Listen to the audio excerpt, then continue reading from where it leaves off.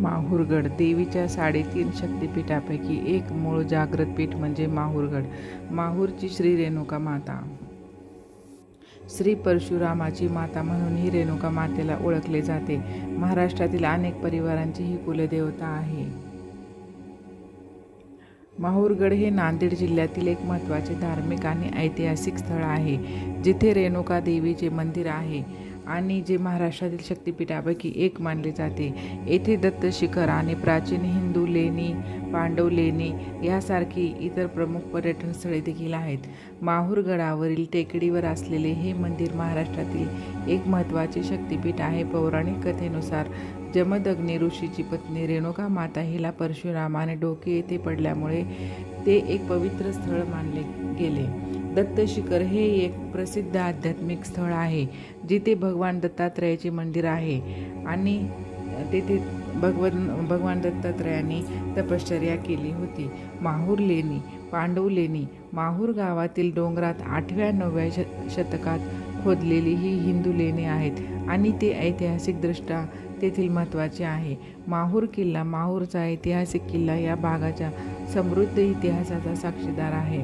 माहूरचा इतिहास काय सांगतो? ऐतिहासिकदृष्ट्या या गावाला राष्ट्रकूटांच्या काळात महापूर म्हणून ओळखले जात असे आणि कालांतरात त्यांचे रूपांतर माहूर असे झाले.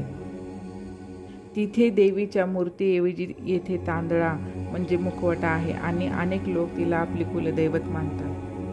माता पार्वतीने कुळण देशाच्या राजाच्या पोटी जन्म घेतला. तिचे नाव रेणू ठेवण्यात आले. शंकराचा अवतार मानल्या गेलेल्या जमदग्नी ऋषीसोबत तिचे लग्न झाले. सर्वांच्या मनोकामना पूर्ण करणारी कामधेनू गाय जमदग्नीकडे होती.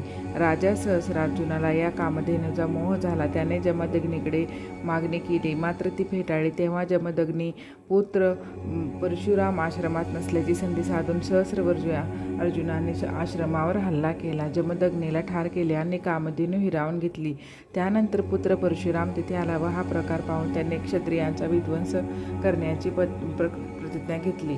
परशुरामाने बाण मारून मात्र तीर्थ व सर्व तीर्थ निर्माण केले. या पाण्याने स्नान घालून जमदग्नीवर अंत्यसंस्कार केले. त्यावेळी माता रेणुका सती गेली. सती गेलेल्या मातेच्या विरहाने परशुराम दुःखी झाला. तोच आकाशवाणी होऊन, तुझी आई जमिनीवरून परत येईल, फक्त तू डोळे मिटून तिचे स्मरण कर, डोळे उघडून पाहू नको असे सांगण्यात आले. परंतु परशुरामाची उत्सुकता शिगेला पोहोचल्या. त्याने लवकरच डोळे उघडून पाहिले. तोपर्यंत रेणुका मातेचे मुखच वर आले होते.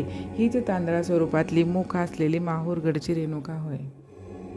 तिथे मात्र तीर्थ, वनदेव, कैलास टेकडी, वसंत विष्णू कवीचा मठ, जंपटनाथ मंदिर, भगवान परशुराम मंदिर, महाकाली मंदिर, श्री दत्त शिखर मंदिर, माता अनुसया मंदिर, सती सायामाय मंदिर, सर्व तीर्थ, देवदेवेश्वर दरगाह, शेख फरीद बाबा, सोना पीर बाबा दरगाह, हे सगळे तीर्थक्षेत्र तेथे आहेत व तेथे पुरातन वस्तू संग्रहालय आहे.